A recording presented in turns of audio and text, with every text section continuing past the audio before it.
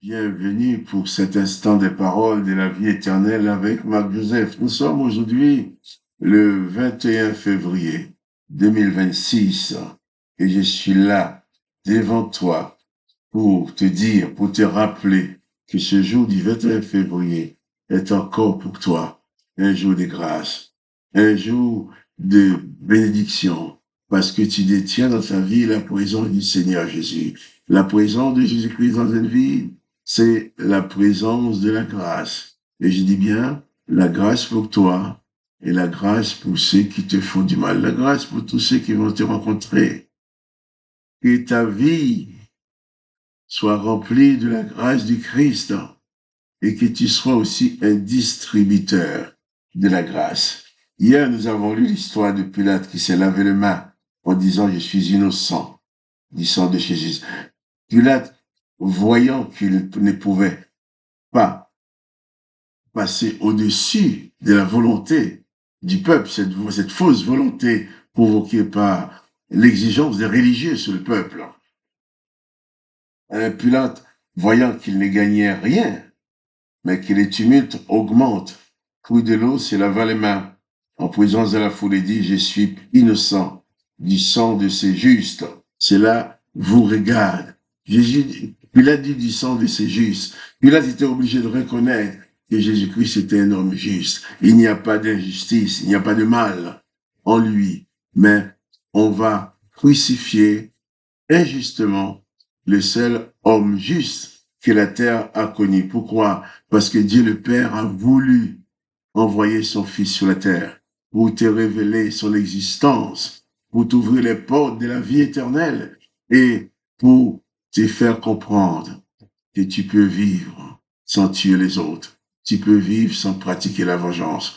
Tu peux vivre sans rendre le mal pour le mal, comme l'a ordonné l'Éternel des armées. Tu peux vivre en désobéissant à ces ordonnances de l'Éternel qui exigent que tu pratiques la vengeance sans aucun regard de pitié.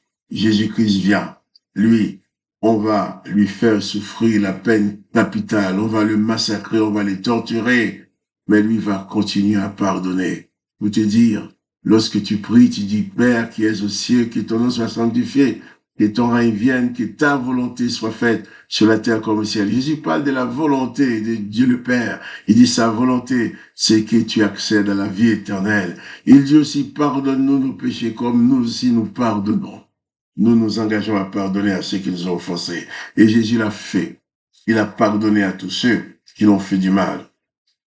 Et lorsque Pilate s'est lavé les mains en disant qu'il était innocent du sang de ses justes, Matthieu 27, verset 25, tout le peuple répondit que son sang retombe sur nous et sur nos enfants. Et alors Pilate relâcha Barabbas, et après avoir fait battre des verges Jésus, il les livra pour être crucifié. Le peuple dit que son sang retombe sur nous et sur nos enfants. Eux, ils disaient ça pour dire que la responsabilité n'est pas à Pilate, mais ça tombe sur eux. Mais effectivement, le sang de Jésus-Christ est tombé sur eux, mais pas en forme de malédiction, pas en forme de vengeance. Ce sang est tombé sur en forme de bénédiction. Le sang de Jésus-Christ qui est retombé sur ces gens qui l'ont condamné, qui ont exigé sa condamnation et qui l'ont obtenu. Le sang de Jésus-Christ est tombé sur eux sous forme de bénédiction. C'est par ce sang encore, même leurs descendants, même eux-mêmes qui étaient là, tous ceux qui ont pu croire en Jésus-Christ, tous ceux qui ont vu la mort de Jésus-Christ, les textes ont dit, nous lirons ça un peu plus tard, lorsque les gens ont vu mourir Jésus, il y en a qui sont frappés la poitrine en disant, celui-ci était réellement le Fils de Dieu. C'est le seul homme bon que le monde n'a jamais connu. Donc le peuple répondit que son sang retombe sur nous et sur nos enfants.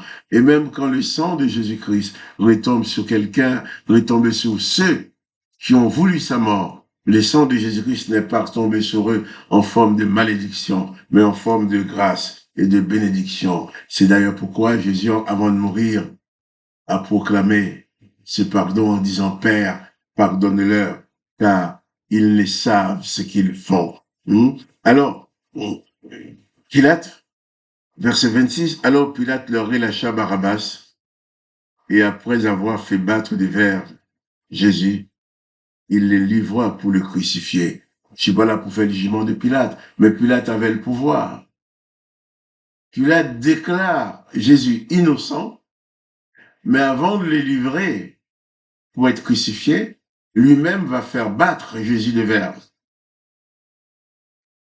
Il va demander que Jésus soit fouetté, qu'il soit fouetté jusqu'au sang, qu'on le fasse souffrir. Mais il vient de dire que c'est un innocent. Est-ce ainsi qu'on traite les innocents? Donc Pilate était aussi autant responsable que les chefs religieux qui ont demandé la mort de Jésus, puisqu'il n'a pas usé de son autorité pour les libérer. Au contraire, pour faire plaisir aux autres, il a ordonné devant lui que Jésus soit bâti de verge, que son corps soit flagellé, nu, avec des coups de fouet. Mais pourquoi? S'il est innocent. Oui, la seule personne innocente que le monde a connue a subi l'horreur, a subi toutes les maltraitances, a subi la mort sur la croix.